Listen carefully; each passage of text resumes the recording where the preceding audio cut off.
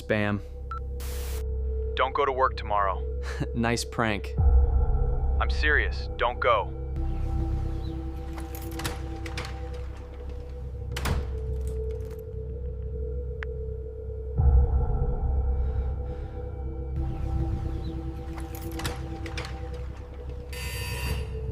Everybody head to the exits right now!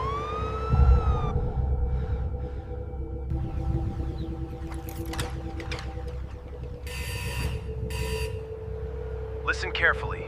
You have less than 24 hours.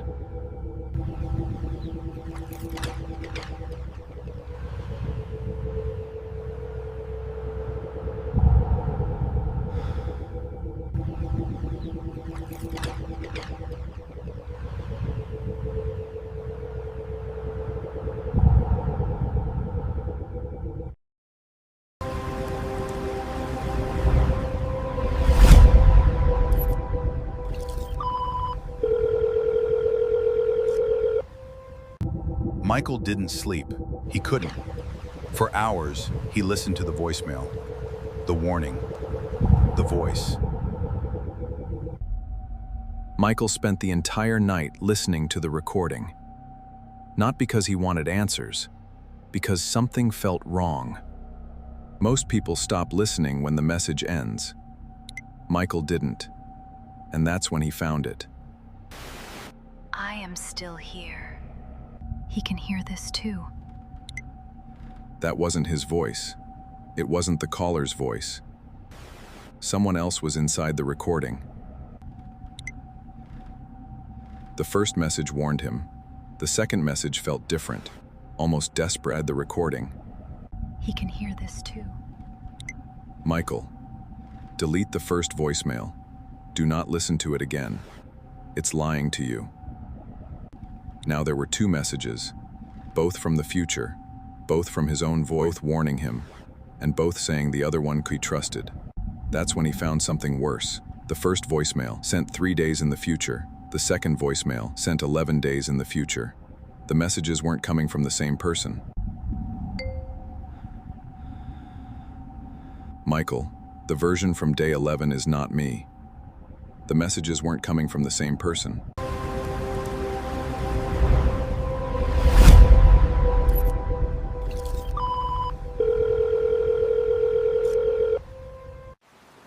After replaying the mysterious voicemail countless times, Michael barely slept. The voice lingered in his mind. Every shadow felt darker. The morning seemed normal, just another day, another routine.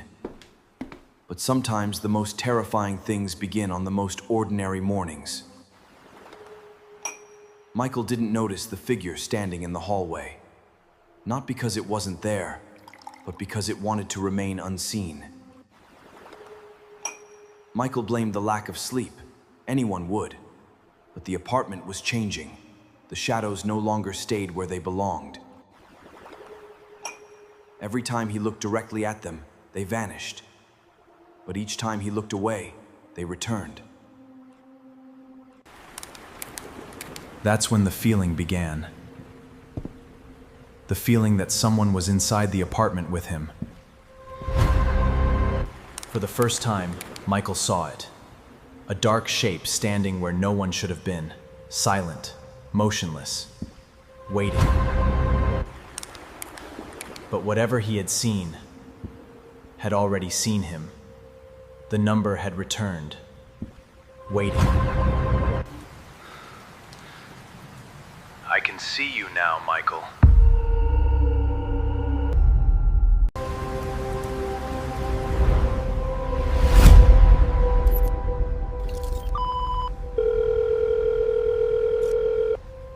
Then something strange happened.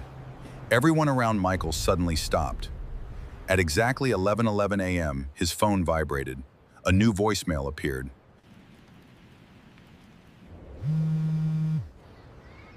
He waited until lunch break to listen. Michael, you saw me. I know you're afraid. I'm not here to hurt you. Michael, I need your help. For the first time, Michael realized something. The ghost wasn't following him. It was leading him somewhere. Without knowing why, Michael followed.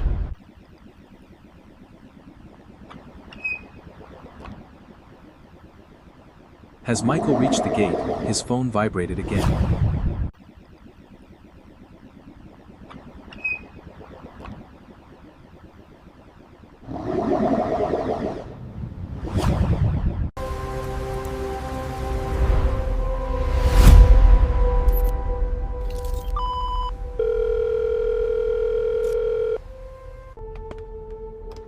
The moment he crossed the doorway, the doors slammed shut behind him.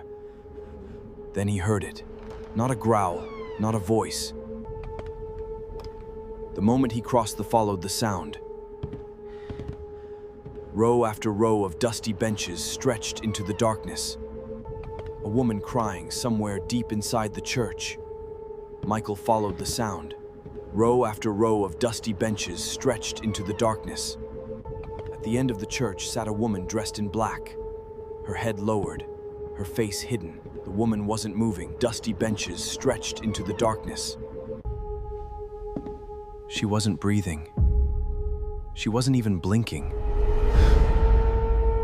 Don't come closer.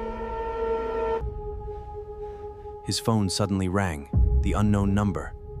Again, Michael answered. It was the ghost. The same voice from before. It knows you're here.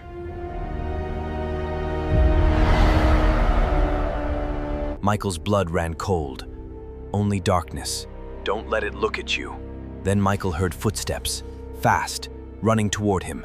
Not Michael ran, past broken benches, past shattered windows, toward a small door at the back of the church. As he grabbed the handle, his phone vibrated one last time.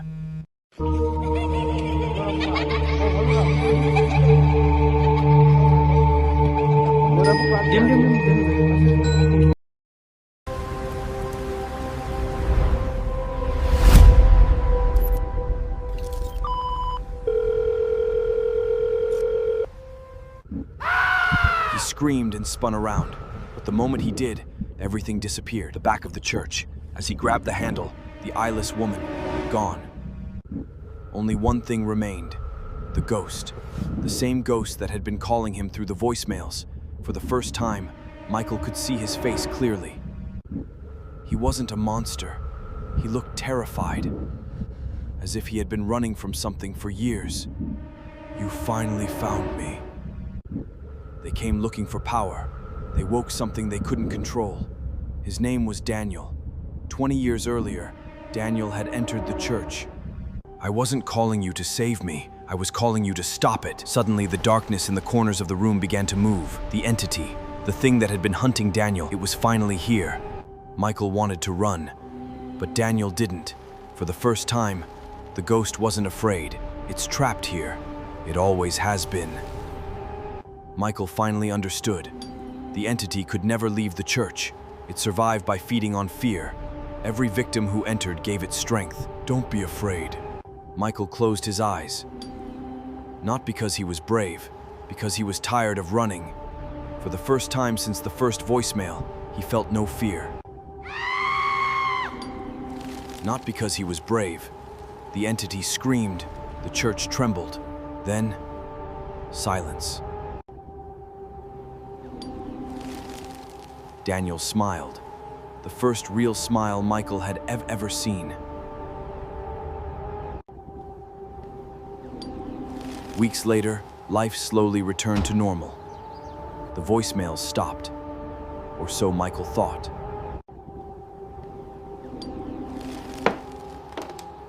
Unknown number. Michael's heart sinks.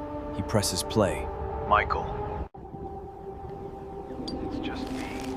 Thank you for setting me free. Then the voicemail ended, and the number disappeared forever.